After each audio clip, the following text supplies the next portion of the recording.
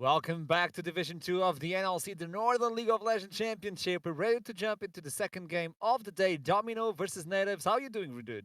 I'm doing good. That first game was a nice appetizer for the day, I think. Nice and swift, but still a good game all the Appetizer. same. That was a lot of food, like, that was a lot of it. and I really enjoyed the interview and the way they were talking about it. Is obviously Lightside doing the best that he could. Monster Gaming just demolishing everybody with that composition, the weird and funny composition. This is what I love about League of Legends. But now Domino versus Native, Rudud. hmm What can we expect from this game? I think we can expect a fairly close one. This is another set of teams up at the top of our standings. Natives obviously currently second, Domino in that four-way tie for third. Last time when these two teams played each other, Natives did come out on top, so maybe expect to see a repeat there if past results are anything to go by. But I think that looking throughout the composition, both of these teams have shown good strength, and obviously Natives like to. They've drawn a bit of a narrative for themselves around their drafting prowess. So let's see if they can produce that one once again. Because we're finally getting some sort of picks outside of the meta. People are adapting as well. hmm You don't need to get the Shinza 100% inside of the games. The Jinx, the failures are getting some sort of other answers. It's Senna and Zeri appearing a little bit. Sometimes we get the Varus as well, especially on Division 1. Uh, but at least we're getting a little bit of light outside of those specific champions. On the top side, it's mostly about the Hullbreaker. We know we can deal with that. We can live hmm with that. But it's also good to see other champions appearing. Yeah, this is the last chance for people to use Hullbreaker, at least on Graves specifically, Nara as well a little bit. Before it does get taken a large portion out by 12.5 patch. But either way, looking to see what our two teams are going to be able to produce for themselves in this one. And I know that we've talked a little bit about that Jinx and Aphelios. Quite Mhm. happy to see trades for those. Now, I have to ask you, Arshram, since this is our first time having this cast together, are you Mhm. a Jinx or an Aphelios preferer? Because they go back and forth between casters as to which you prefer. If you have a B1 and both ADCs are open, where are you going? Timo. So, Nice. my idea is Jinx, even before the Arcane and all that, was one of my favorite champions in terms of personality and quirkiness. Let's call it this way. And hmm even the kid, like the way you name the abilities and all that. But when all comes push to shove, and you look at both champions, if you can actually analyze both champions, I think Jinx is easier to execute, but Aphelios brings more into the equation if you can play it properly. So even though people are pulling the Jinx, it's mostly because it's easier to execute. It's just straightforward. You have the AoE, you have the range, you have the massive damage with the ultimate and reset city.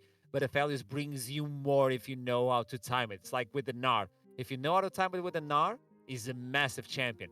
If you're just playing and attacking every single time you can, and oh, I'm always in rage, and now that I need the rage, I don't have it, it's going to be useless. So, yeah, I prefer the Aphelios, even though Jinx is one of my favorite champions, but it's not going to be played in this game because she has been banned. Ban Aphelios, ban Aphelios, ban Aphelios. Or they can either listen to the ban or they can take your hypothesis here and pick it up as a B1 should it not get banned away. Taking the Riven away as well has to be Zeri is respected available. from Ripped. Zeri, you are quite right. It's indeed open. Red side, as one of my NA pro players calls it, the ban prison. They've broken out this time. They've decided they're not taking Zeri away. And obviously on 12.4 is nerfed from 12.3, but I think that everybody will agree still incredibly strong in the late game. And we're going back a couple patches here. We're going straight to the Corki as a B1. Those nerfs that came to him were more focused around the package and his teamfight prowess in the mid game.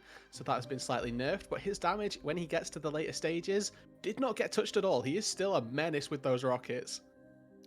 Yes, but now you allow the Zeri to be picked alongside with probably a hmm good jungler, I would say, to time it up with the jungler. That is a Or good second Yumi. rotation.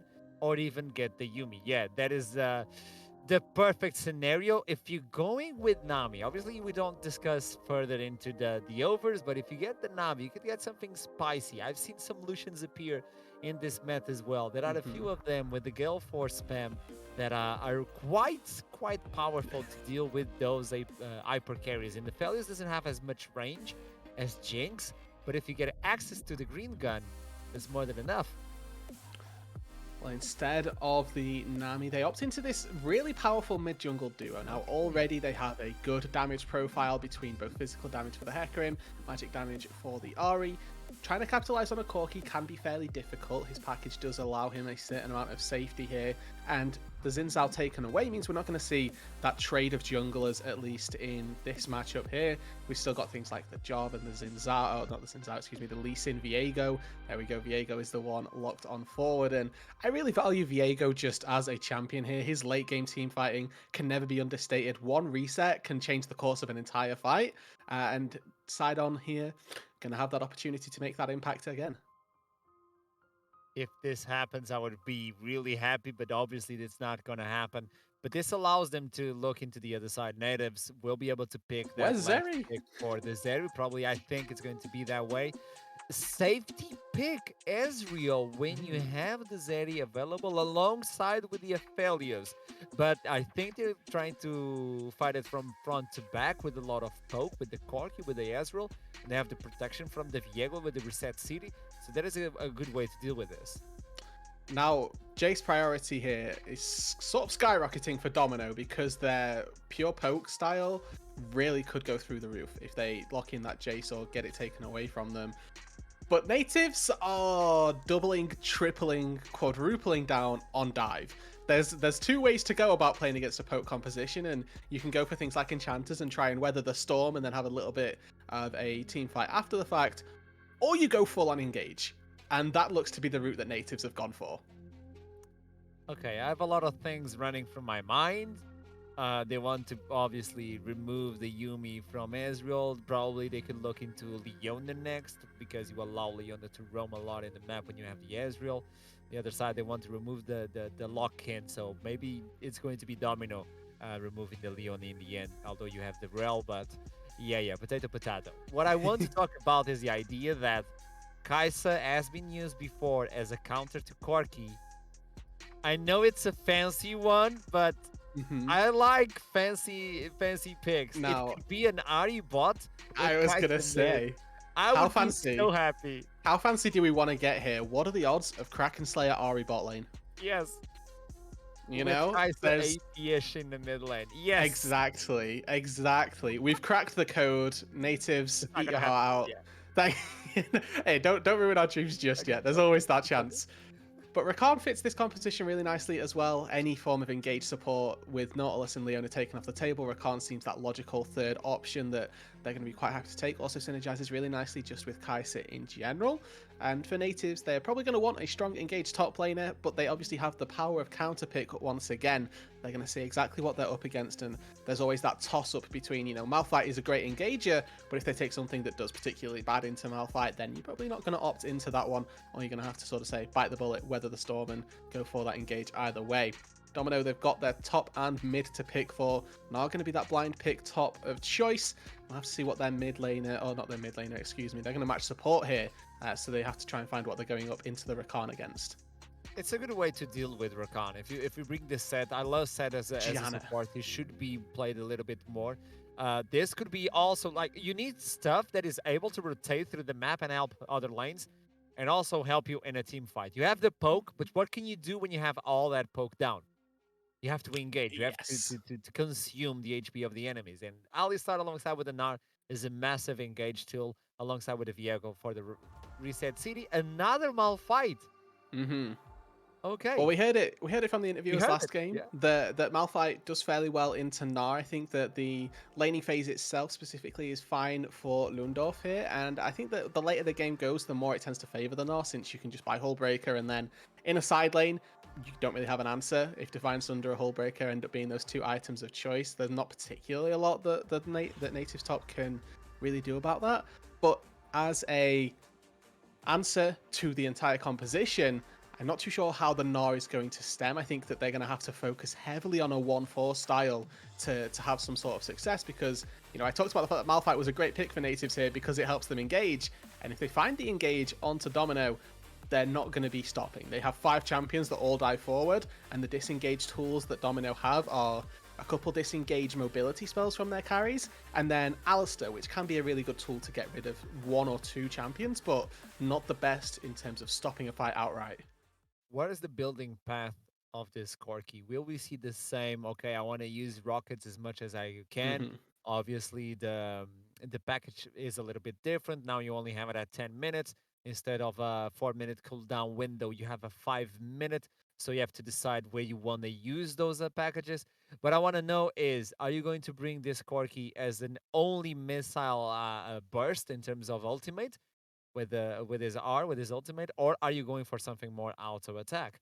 Because X Drinker would pay off heavily in this game.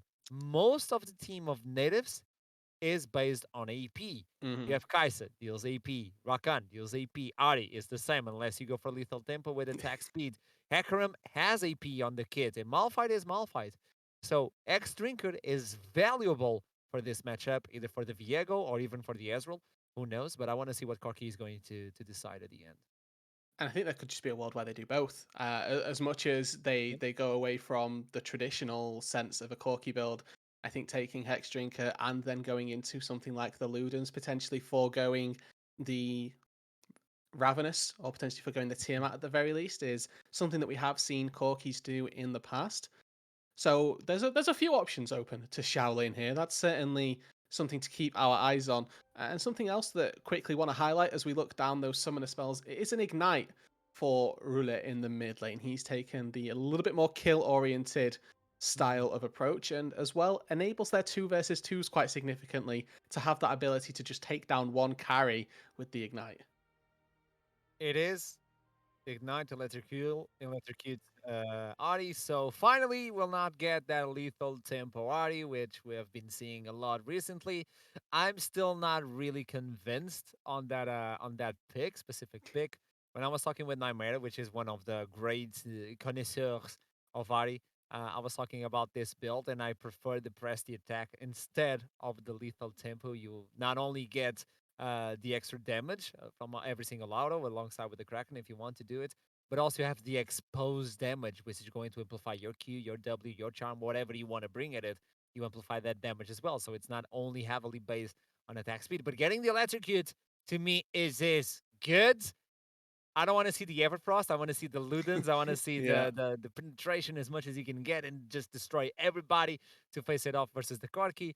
But let's see what are going to be surprised today. What do you reckon about these junglers, like the path they have to take? Because if you go to the bot side and if you put some of these AD carries, either Yoppa or Chris, ahead, that could heavily benefit both teams. It could, and I think for our junglers here, I would like to see a mirror image, if that makes sense. So they both start on the blue, both start and then map and then path to opposite sides of the map. I think that making sure that your Malphite has an okay time getting through the first couple levels up against Ripped is probably something that would benefit Snule on this Hecarim, making sure that Lundorf doesn't get punished too hard. And similarly, I think that down on the bot side, Kai'Sa Rakan are likely to try and find that push up against Ezreal Alistair, just because of the amount of AoE that you can put down with the Akathian Rain early on. So there is going to be an opportunity for Sidon to potentially find a gank down in that bot lane. Instead, it's going to be both junglers starting on the top side, so the priority a little bit more centered around the bot lane and top. As could very well be expected, going to be a bit more of an island. I find it fancy that Rip brought in the Grasp of the Undying. Obviously, you can abuse that with the Gnar. But I was expecting not only the flute work from him to get that additional sustain and easier sustain, but also from Lundorf bringing in the book, allowing you to swap those summoner spells. I also thought it was going to be a combat, so you can heavily poke him at the beginning. You can still be tanky towards the late game, but I think he's going straight up for the Malphite's massive Ooh. tankiness as much as he can. Yeah, Den misses Q, and they just There's go the in. Ignite. Chris is forced to flash away. The heal is still available. He's waiting for the Ignite to go away to pass on through. So if he's forced to heal, Yoppa at can least he's going to flash. have the massive heal. Yoppa could very well have lethal damage in a couple seconds' time when the Hail of Blades comes back up, but Chris, by nature of Health Potion plus Alistair passive, is actually a lot more healthier now than he was maybe 5-10 seconds ago. But really good micro play down on the bot side from Clocks. Have to credit his Rakan play there. Sort of tantalizing or teasing, I'll say, Den there, hovering on the edge of Pulverize range. He uses the Q cooldown. It doesn't find the mark on the Rakan, and Clocks wastes no time. Spends that engage and does force the flash out of Chris. So a really good summoner spell burned early on. Obviously, the beauty of Ezreal is that come level 2, you have a flash on a sort of 20-25 second cooldown regardless. So it's not the worst case scenario for Chris down here, but obviously you'd love to still have that cooldown. Those are 5 minutes that you have, like that little window that you have available to kill Chris at the bot side. Probably that's why Snille is coming to the bot side to try and do something. Obviously, he wants to fight versus the Scuttle, and Sidon is helping him. So both junglers' attention are heavily focused on the bot side at this point. As Relay is also rotating, as you were talking about. They don't have vision, but finally they get to Karim. They don't have any idea that Relay is approaching. So at this point, it's 4 versus 3. There's no rotation coming in from Shaolin in the mid side.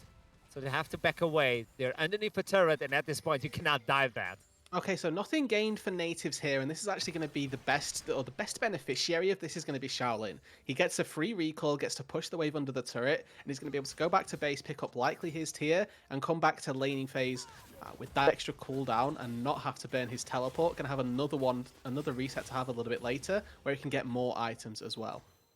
That's the burst we grew accustomed with the Kai'Sa.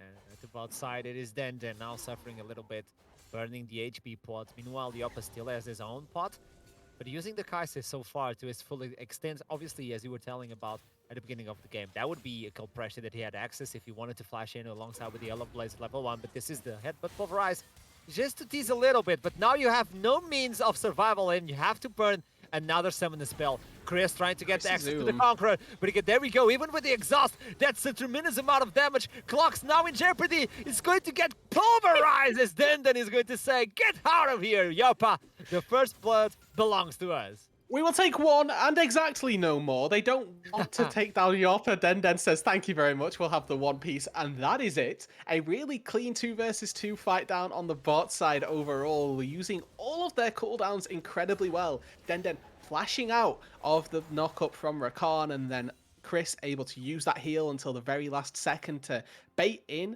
the Nativz bot lane. 1-0 here in this matchup. Currently, the only real differential between the two teams is that kill.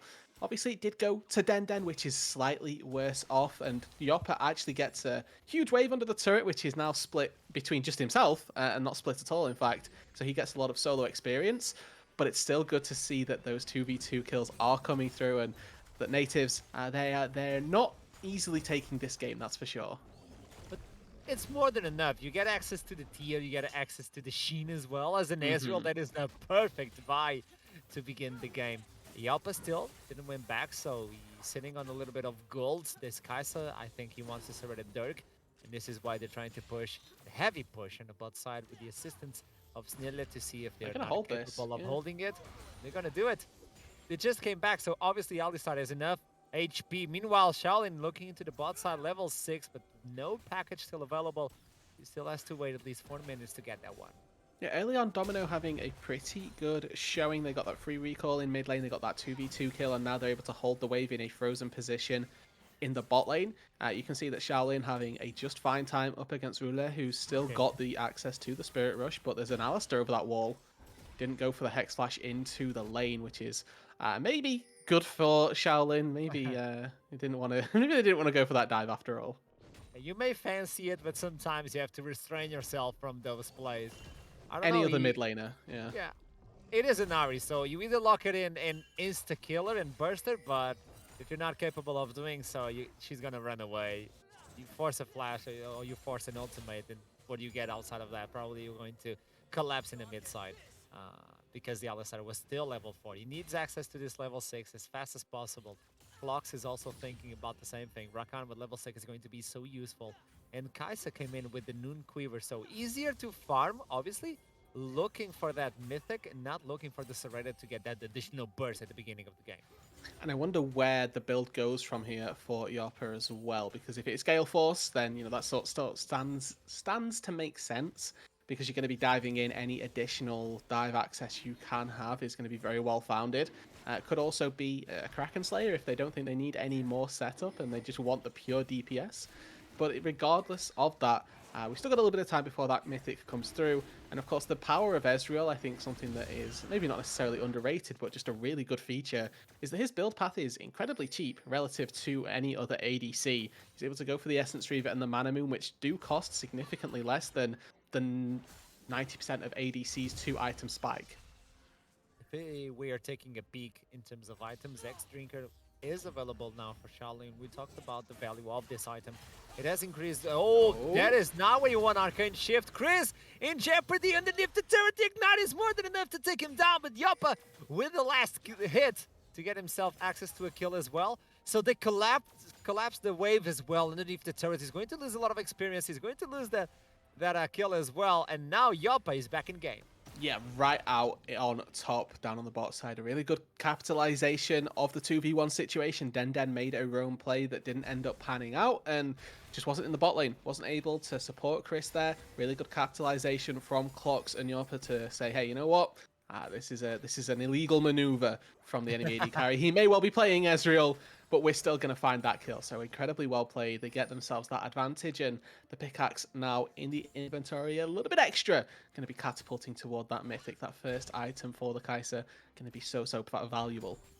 There's not a lot of fights in terms of wards, in terms of vision. Both teams giving it up a little bit. Just defensive wards, aside from that little one sitting next to the blue buff. And it's not even an objective at this point, which allows at this point Nativz to take the adults so early into the game, uncontested. Nobody is doing anything about it. The bot side, you can see Denden and Chris fighting themselves, not even holding the lane or pushing the wave, just holding it, and that gave enough movement for Clocks to go into the adult. Now they finally collapse as soon as they see the warning that the adult has been done. At this point, I think it's a little bit too late. They're still tied up in terms of minions. Nothing is going to happen to Yoppa. And you can see a bit of the difference between Kai'Sa versus Ezreal when left in these isolated situations. Chris should have been able to survive 1 versus 2, but missing out on the Arcane Shift timing. And for the aggressive nature of the ADCs as well, really shining through here. If you have a champion that can, dish out DPS through a minion wave, anything pretty much other than an Ezreal, Alistar dive there seems incredibly feasible. Yoppa would have been pressured at least to, at least miss the minions, but you really get to see quite highlighted the difference between these two ADCs and what they're providing to the team. Chris would, quite happily be hopefully left on at that bot side a little bit more alone and allowing Den to go make these plays. He's picked this Alistar, has picked a fairly engage-oriented support. Your versatility on that champion really is a key selling point, but so far hasn't been able to make pretty much any plays outside of that first blood in the 2v2. Both of our kills so far having come from this bot lane, and for that, I'm kind of valuing Nativz here, that they are scaling themselves nicely into this game. Their team fighting is going to be their selling point, and I think that for Domino, their ability to slow down this game is something that they may look back on with a little bit of regret, potentially, not utilizing this Alistar fully in the early stages. They stayed way too long on the bot for Yoppa and Clocks, and this is why they went back, got the pickaxe, got the double longsword. But if you look into this, you're far away from that first item. And on the other side, Chris already sitting with the Essence Ribbon, and it's gonna hurt. It's gonna hurt, and he has unlimited power for the poke. So you have to deal with the lot now on the bot side. I don't know how Nativz are going to work this one, especially as Yoppa is going to stand by himself in the lane. And I think it's time for both supports to start roaming because they got level 6. So the innate tankiness then that comes from Denden's level 6 versus the playmaking capabilities of Clocks are what you need to keep your eyes out for. It's a good time here to check across the rest of Summoner's Rift. Snulet able to take away the big Raptor before the couple of the small ones go to side on. They may well look for a bot lane dive here. There's no ward, no vision of them just yet. And as this wave gets pushed on out, Chris and Den could be in trouble. Viego was down on this bot side. Side on will be able to get there quickly if this play takes too long. But they've stepped too far forward here. They go. Shot Barrage is already gone. The Arcane Shift is not going to pop. Yoppa is looking for the kill. He got the stack. There we go. Yoppa with another one. And meanwhile, they're just looking for Denden, who finally gets the will but the will to run away, as Nativz are going to get the second kill of the game.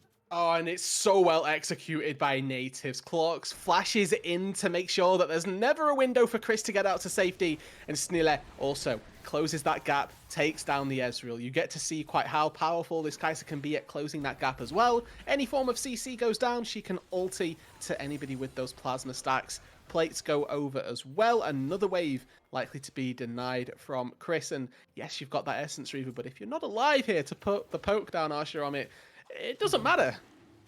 Yeah, that's the best way. If you don't want to take the damage, just eliminate the person that is dealing that damage.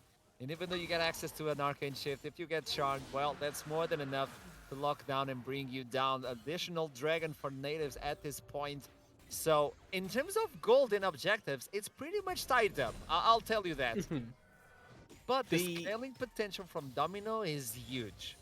It is. Both these teams function just differently in the late stages of this game, right? We have a poke comp versus an engage composition, and it is going to come down to execution fundamentally to see who's going to come out on top in this one.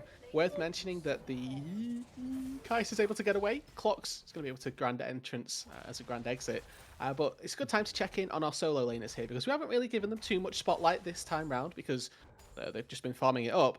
But in terms of that farm, it is currently Domino who have slightly better standing with it. Yes, it's only a very minute CS lead in the mid lane, but in that top lane, it is slightly more significant. We've reached those first items, and we've now reached the point where Ripped in a side lane should feel fairly confident that he can take pretty much any fight up against Lundorf, or at the very least keep that wave pushed in.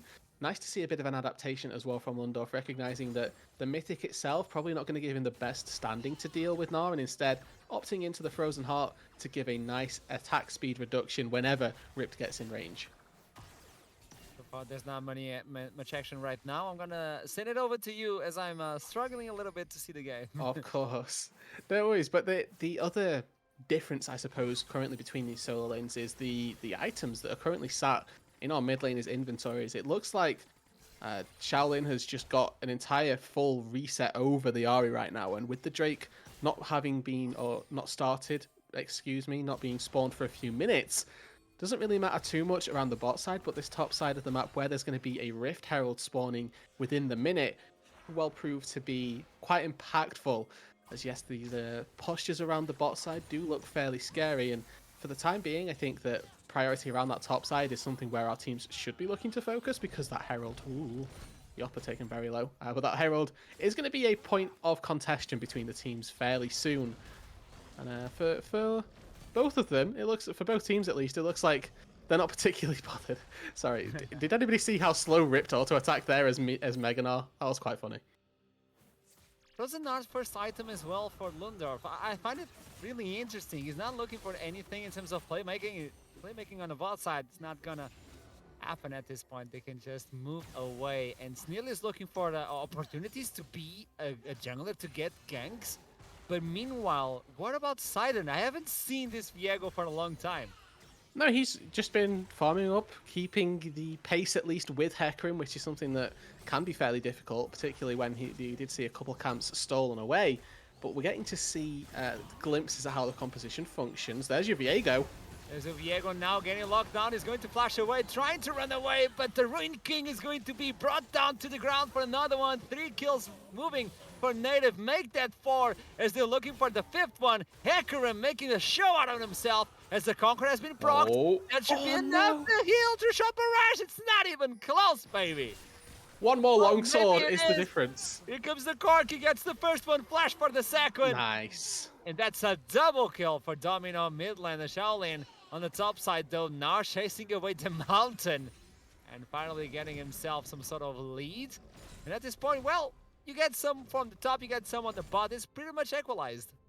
We get to see both compositions in full action. Nativz go for the engage. They pick off 2 targets fairly early on, but those more sustained, long-drawn team fights start to favor Domino as they can use their long-range spells, use that kiting capability that the Ezreal and Corki are going to have to find some kills in response. And before all that, we were getting to see that both of the, or all of the lanes were starting to utilize what their kit really builds around. We got to see Corki missiles really poking out the Ahri. The same for Ezreal with Mystic Shots. putting Yopper in a little bit of a worse for wear position. And if they can utilize that poke come the later stages of this game, Domino are not going to be in a bad position whatsoever. They're yet to hit their full spikes either. No mythic for either of the carries just yet. Their mana munes, not yet Muramanas, but they've got the package. They've got 4 people in this mid lane, and they may well look to force the issue. That's one big one here, and the Corki's not even 2 items. Look at this poke. This is a perfect example. This is exactly what we talk about when you get the Corki. As soon as you get some items, that's more than enough. Like, one item is more than enough, and he's not even procced his Manamune, so he's only going to be bigger in terms of the champion. He has access to the package, I think. I hope he has the package, Yeah. because I think he has it. So at this point, Dragon is alive. That should be one massive for them. I know it's a Cloud Drake, and nobody pays attention for the Cloud Drake, but you want that objective nonetheless. I think they're going to fight for it, as Nativz are going to engage on Corki. The Dragon is going down for Domino, but they still lose someone in the process. It's a big engage from the Alistar, but they can follow it up. Domino are now trying to run it back. No, Alistar is just looking forward. He doesn't care. He gets the objective, but he wants more than this. Oh, he steals away Lundorf. The Chris on the backside just finds the 1-for-1 trade, and their health bars are higher total, so they'll be able to work down this mid-tier 1 as well. Yopper just got, I think, the Gromp to get a little bit more HP there, but was certainly struggling and didn't have the best access to that fight on the second half. Yeah, really, really exciting to see both of these compositions showcase what they can do with one another. Nice TP as well from Shaolin, prevents the bot lane tier 1 from falling, and still, it's Domino with this gold lead. It's Domino that did manage to secure that dragon, and I think in this game specifically, Cloud Soul is going to be incredibly important. I think that it gets a bit of a bad reputation, but honestly, Cloud Soul this game is so huge. Corki's going to be able to proc that like nobody's business. The base movement speed that you get on Domino if you pick up this soul is just so valuable. Your ability to be out of disengage range by nature of having more movement speed is something that is going to be very valuable to them. And similarly for Nativz, having more movement speed to find the engage. Having Rakan with Cloud Soul is chef's kiss. Yes. It is amazing. You pop the quickness and you get the quickness. That's what you want on a Rakan to charm everybody. Both mid laners now getting into some sort of power spike, as Ahri at this point has a lot of magic penetration, so this is massive for them, because on the other side, aside from the X-Drinker, you don't get much to survive this Ahri. So she works as an assassin right now. Relay has to do something for Nativz if they want to secure this sort of lead. Now, I wanted to wait a little bit to see a few of our build paths finish themselves and see where we were going, but the way this Nativz composition is being built is that they're going to have one really hard carry in Yopper. Snille? 1 versus 3. Clox is on the other side. I don't think he's going to be able to help him, so Clox is just going to hide himself. Now Get he's out of going there! to hop on him and transform himself on the Mega Gnar. That's his most stylish point. Oh, Snille alone with the Gnar while he's on the Mega. They're just teasing with the food now. Yeah, this is one of those where everybody's nearby one another, but nobody forces the engage necessarily, and everybody walks away with their lives at the very least. Now Sidon looking for this top side. Lundorf could be in trouble. Be in trouble. The Unstoppable Force is going to be used, and he can finally go into safety. But I don't think turret's going to die. Turret is going to survive this one. Obviously, on the other side, Nativz is looking for the tier 1 to open up the map, but they don't have any sort of priority on the lane, so they have to give it up.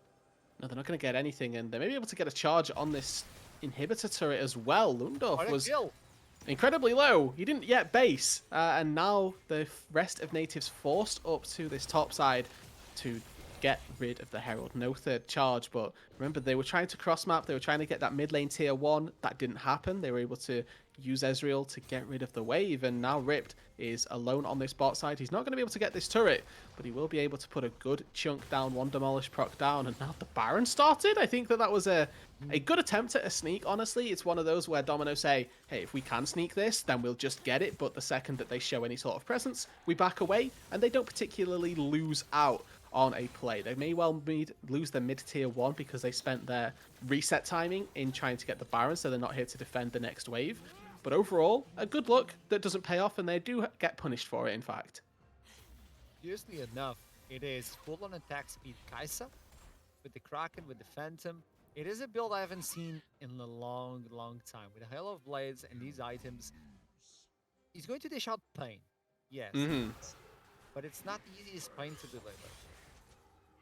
You have to. This is your core AD carry build. This is your right click centric, no Ws, no isolation necessarily. You know, you're looking for really good team fight positioning from Ioppa, and this is what I wanted to touch on quickly for Nativz is that he is gonna be 45% of this team's damage here, 45%, because Roulette on the Ari is going Void Staff second, did go for that Luden, and there's no full engage from Natives here.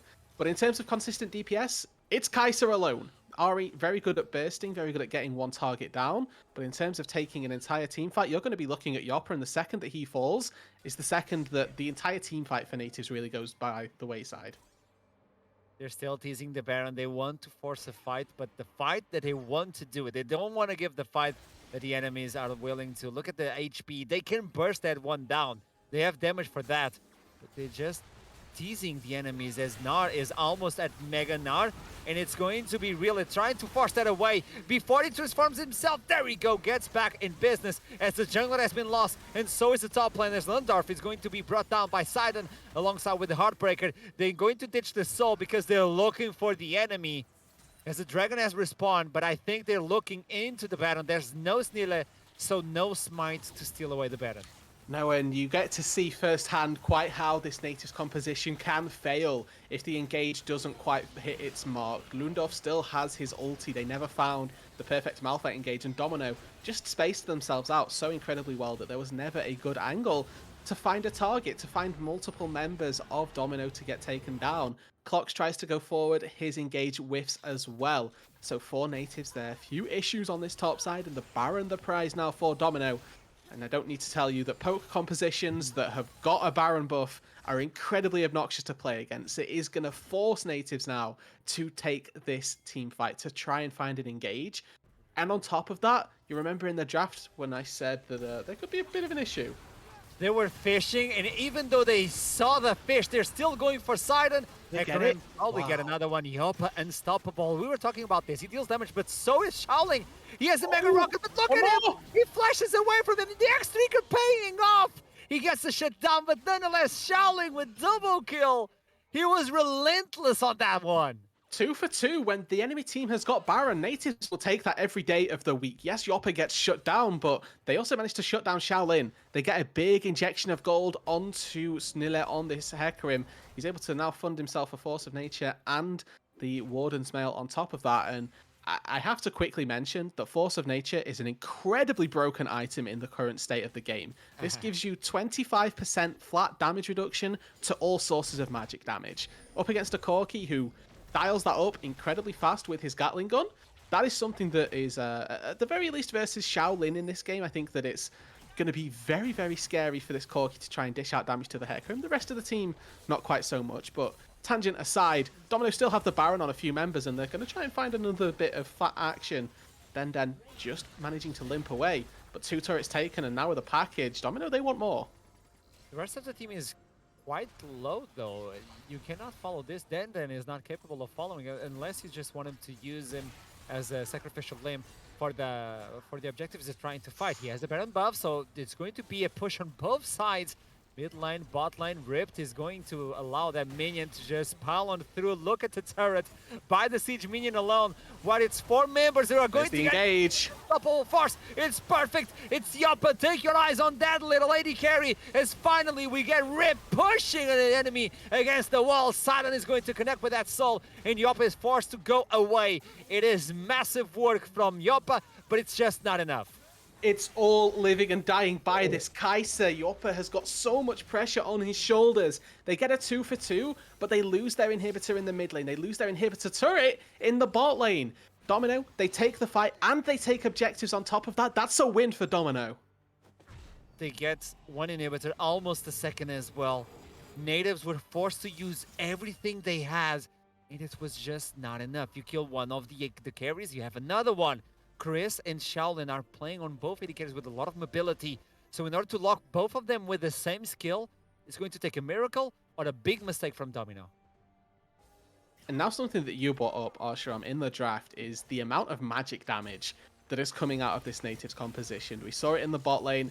The completed now more of Malmortius for Shaolin had an insane amount of value. Normally, a fourth proc of Plasma, the completed fifth proc, excuse me, is enough to take down a target that is on 400 HP. But that massive magic damage shield negates all of the damage coming through. And with Sniller taking this incredibly tanky route, he doesn't have the most physical damage in the book. He's not going to be that target that's soloing an Ezreal on the back of a fight. He's going to be buying space, buying time, but not doing the damage. So this is a really good build path from pretty much everybody, I'll say, on the Domino squad. We've got Merc Treads across the jungler with Hexdrinker as well, and now Rundorf. Spotted, locked down, knocked up. Unstoppable Force is available, but he's trying to save that one. He has TP, so maybe he can go back, try to clear the way from the top side as Rift is pushing in with the Hull Breaker, so you need to stop that one, or you might lose the last turret from the inhibitor. As Nile wants to engage this one, they get their hands on Sidon. He still has the Heartbreaker, and that's exactly what they're gonna use. The shield comes on top, and finally Malphite goes into the midst of the battle, and Yoppa alongside with Really are just mashing up Chris and massive damage. Shaolin. But look at this, double kill for the Ezreal. He's facing another one, Really solo, Yoppa running away as he's trying to use his blue shade shoes, but it's not enough. As the quadra kill comes in, and Really alone, it's the Fox who gets another one. But he's lonely as the flash available. He's going to use it. As Shaolin might use the Valkyrie. Chris wants the Penta. Look at him.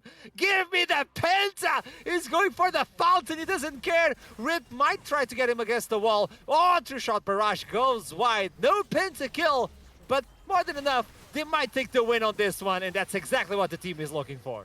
Domino, they withstand the engage. They withstand this all-out pressure from Nativz, and Chris and Shaolin from the backline carry the team fights. 4v5, that final fight here. There was no part of Ripped in any of that skirmish. He was in the top lane split pushing, but your Corki and Ezreal were feeling comfortable. They spaced themselves so well that they're able to dish out the damage, and they secured the win. And it's a massive win. We're talking about a team that is struggling to get that third, fourth place secured, and now takes a W away from the second seed. And this is massive because not only it catapults this team, but also they have advantage now on the face-to-face if they need it into the future. I don't know how the first game went between these two teams. They're 1-1 second now. half. So at this point, it's the best case scenario for them. If they tie up, this is a tie. This is actually a tie. I don't know if the second half of the split is more valuable. I've heard about that, but it doesn't matter. Oh, okay. What matters is the fact that Domino takes a game out of native, and it was a massively well done champion select as well. Yeah, I mean, we got to see just two different compositions, right? It was Poke versus Engage, and credit to Domino for recognizing that, because they were able to keep their front line in the front, their back line in the back, and that was literally all they needed to do. The weird Viego front line, which bought so much space and time, was enough in that final team fight to secure themselves the win, and the time bought from the likes of Hexdrinker, Death Dance were just enough to allow the insane amount of DPS from an Ezreal Corki in the late stages. Late game, Ezreal and Corki, it's more than enough to get that win. And with this in mind, we're going to take a quick break before we get to the interviews to talk with the players to understand what happened, what could have happened as well, and what is the future of these teams. I'll see you soon.